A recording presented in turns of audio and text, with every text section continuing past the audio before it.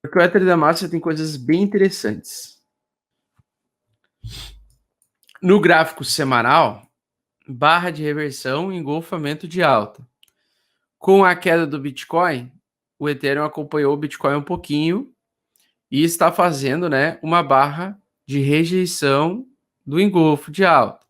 Isso é um problema para quem está bullish, né, como é o meu caso. Eu estou bullish, acreditando em alta, mas se ele fizer barra de rejeição, tomar a região 50, abaixo dos 50 do Fibonacci, que já o está fazendo, né?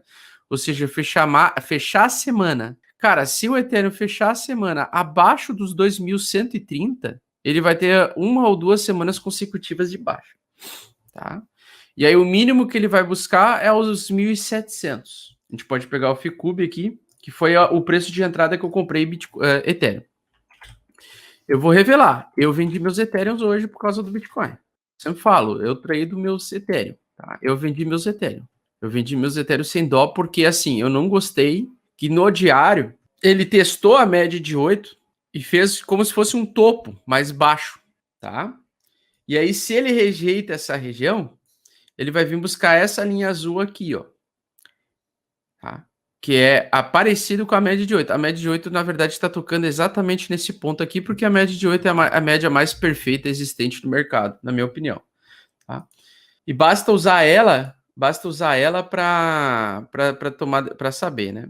Então, por exemplo, se a gente vem aqui para baixo, né, ele perde de novo a mínima resistência 17 aqui, que ele teria que se suportar acima dela, então ele não pode perder essa região, porque senão ele vai confirmar a barra de sinal de venda que está acontecendo com o Bitcoin, e o preço vai tocar nessa região aqui, tá? E começa a funilar, então, dentro dessas médias aqui, tá? Uma coisa semelhante a isso, tá? Cunha, né? Pega a cunha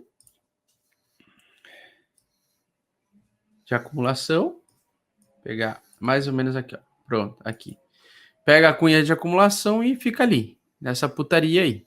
E aí o preço mais baixo seria os 1.600 nessa evolução, né? Então, nessa evolução de uma queda, o Ethereum você vai ainda encontrar ele a 1.500, apesar que eu acreditava que não. Acreditava que ele iria subir hoje, né? Mas ele fez uma barrinha de topo aqui e hoje ele está fazendo uma barra de confirmação de venda, né? No Ethereum. Então, ele tem tudo para fazer esse price action aqui que vocês estão enxergando, tá? Tudo para fazer exatamente isso aí.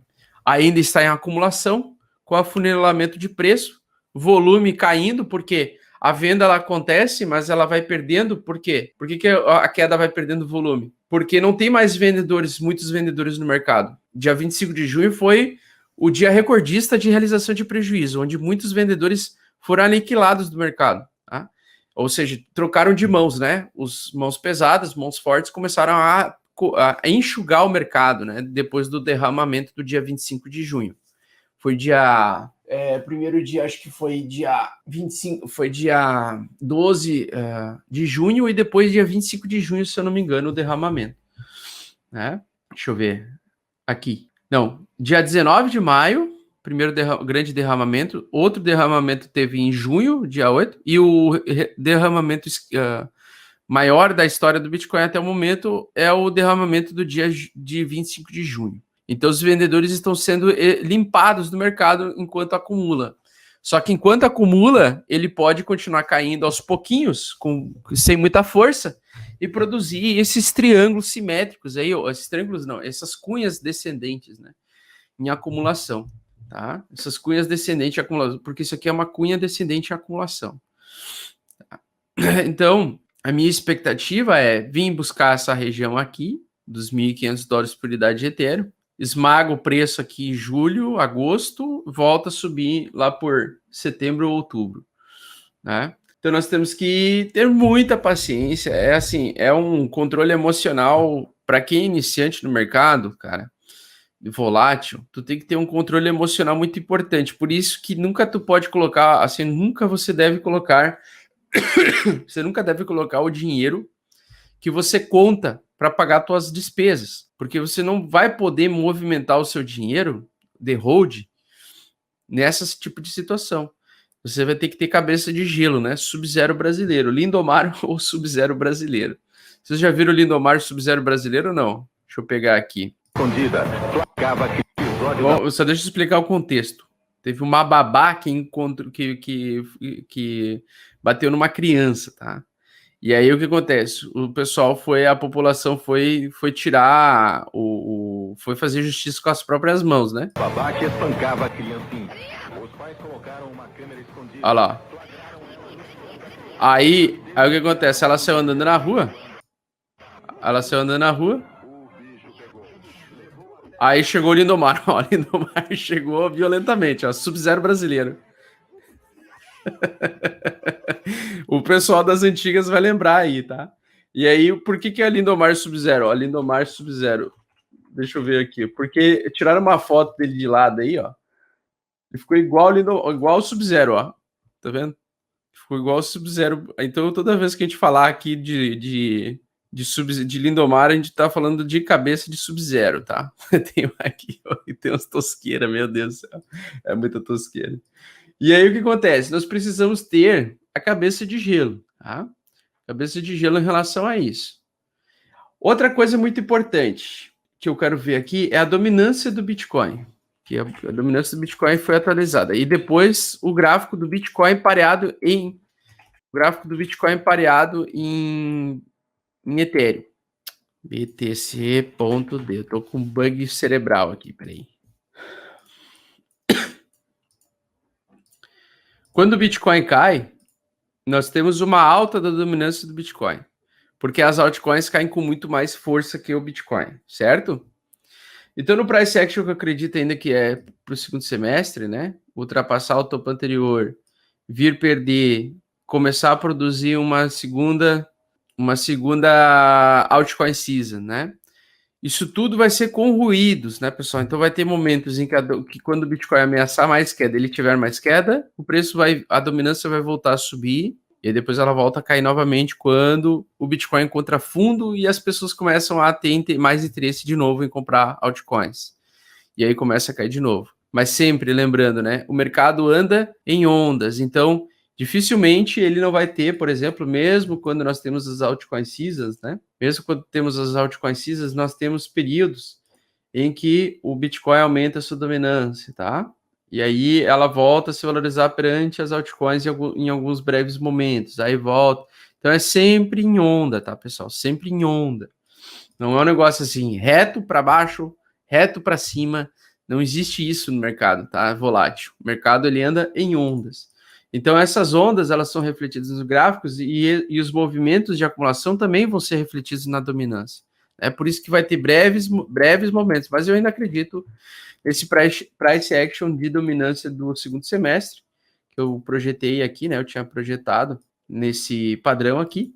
Logicamente, eu não vou saber a linha exatamente qual dia vai acontecer alta. Isso aqui é só apenas uma projeção, né?